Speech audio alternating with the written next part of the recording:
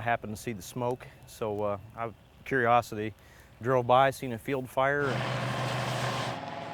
it looked like they needed some help, so got my backpack on and loaded her up and come out to put out some field fire. We got a call for a lady that had started was burning some leaves in her backyard and had spread quite violently through the field.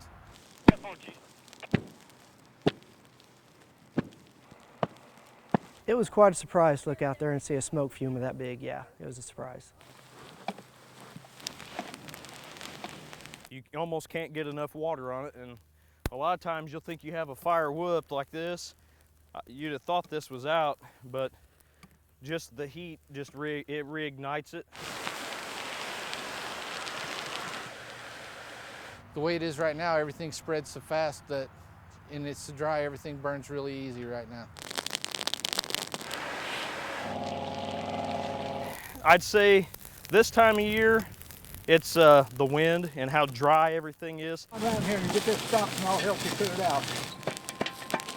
On a situation like this, you can use every hand that you get.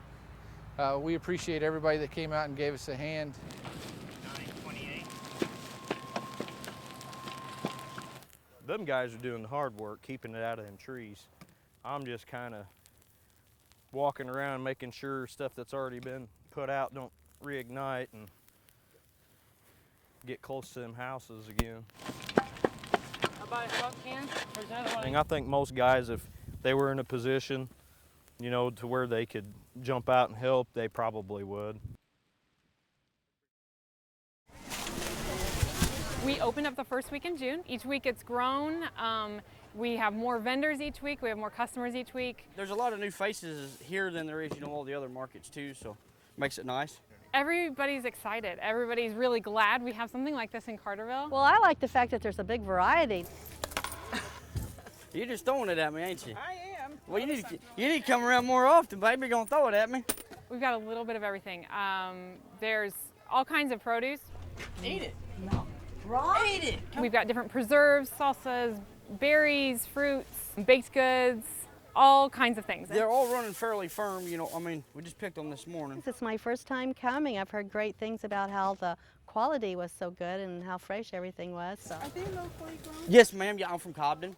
Oh, they're sweet and juicy. You want me to cut one up and let you try it? You better. Come on, babe. Don't be bashful.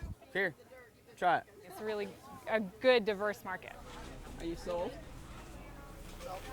Just the one you wanted?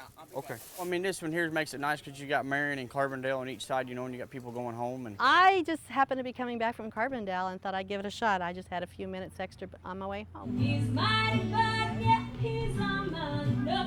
It's not just come and grab some zucchini or tomatoes. It's come, hang out, enjoy, bring the family, spend time.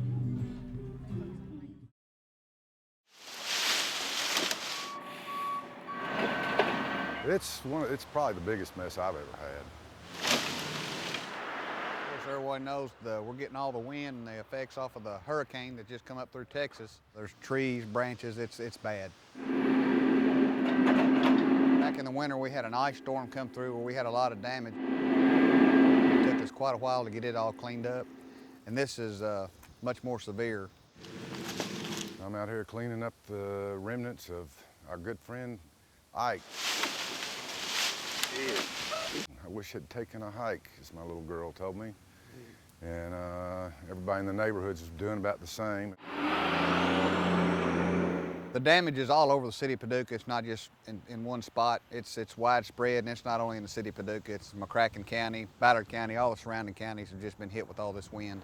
Just a lot of trees. We're seeing a lot of private properties where you're seeing trees on houses, across vehicles, things like that. We've got some in the roads that we're getting cleared out.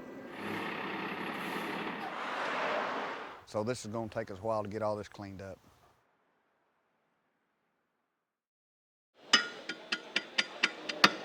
Today, we have 11 universities who have designed and fabricated their own steel bridges, and they're here to test those bridges in competition. You know, you have the cheerleaders waving the flags. You know, they're trying to win. It's a competition. They're going to assemble them as quickly as they can. Communication is the key. We time the construction, lowest time is the best. We spent the last about 5 months in design, and about December we got all our parts and everything. We constructed it, built it. This one today, what do we build it at? Total time for construction 21:24.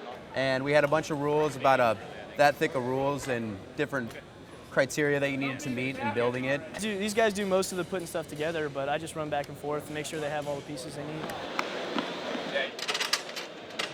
Make sure you tighten down the tensioners. I mean, you're actually building a scale model bridge that has to support a load. I get it. That does all the things a real bridge has to do. You want to build it to not weigh much, but also you want it to be useful in the field.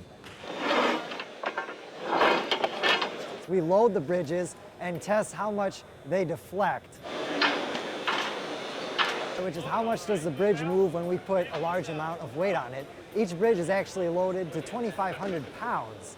Hopefully it holds out. I mean, this is probably about as real world an experience as you can get.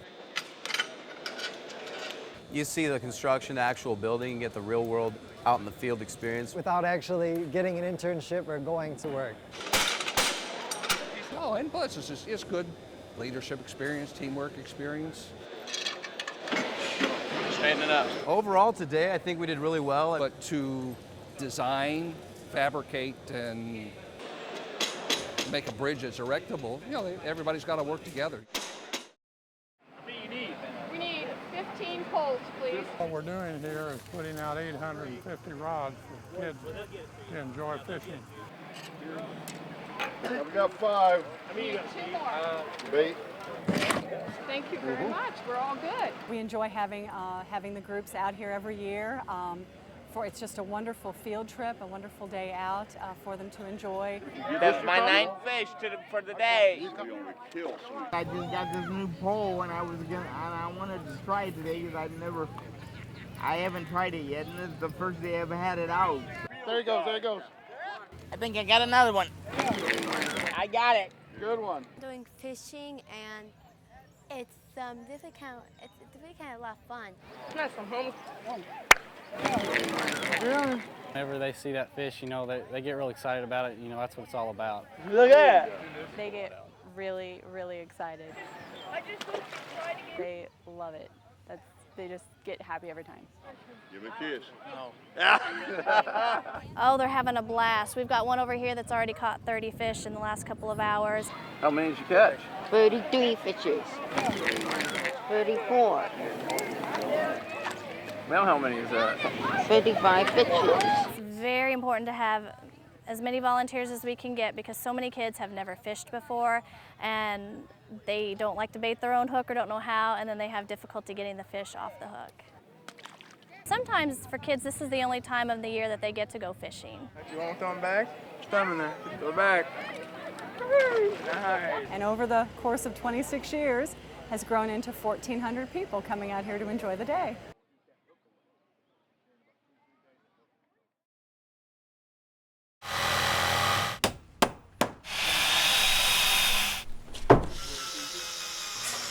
I decided to serve others as the Lord calls us to do.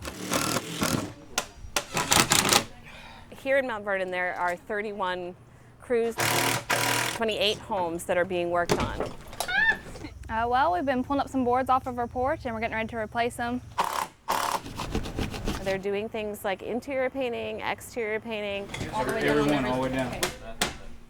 Building ramps, building porches, any kind of repair that the resident has asked for in their job description.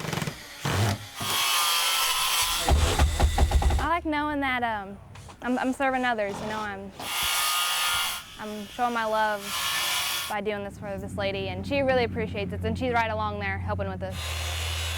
The residents have been, like I said, some of them have been waiting up to like 2 years for us to get here. So they're super excited that we're here. I feel like when I'm helping people, it's me kind of showing them that there are true Christians in the world and that they're willing to help no matter what. I think we'll make her really happy when it's done.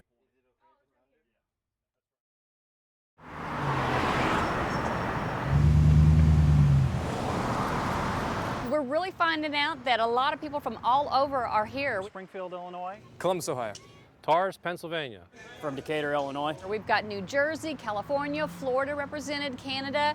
So we're bringing people in from all over. We have made friends here in Metropolis from everywhere, from Atlanta, Indiana, Texas, Florida, yeah, Wisconsin. Just people come from all over the place. The people that were behind us was from Canada. So I got to meet 2 people from Canada and then 1 guy from Los Angeles, California. They are asking visitors when you come by, stop by the booth in front of the Metropolis Chamber, and you could actually put a pin on where you're from, and that kind of gives us an idea. And other visitors also can look at the map and they can see where everybody's coming from. I think there's a lot of people in the country that are big fans of Superman. Thank you. You're welcome. Once I found out about this place and there was a Metropolis, Illinois, I figured I'd come down here and try it out, and I've been coming down here for 6 years ever since. Well, seeing as Metropolis is the only place where you can have an event like this in the town that Superman lives in, it's kind of unique. This is our main trip every year. This is our main vacation. I tell everybody back home, this is my Florida. Meet good people and then just to see all the different costumes. This is such a neat place to be when everybody's dressed in costumes. I always say it's kind of like Six Flags meets Halloween because, you know, we have kind of the carnival atmosphere, but you got all these costumes walking around and you never know who you're going to run into. I think everybody's just ready for a super time, and we've got a super event for them.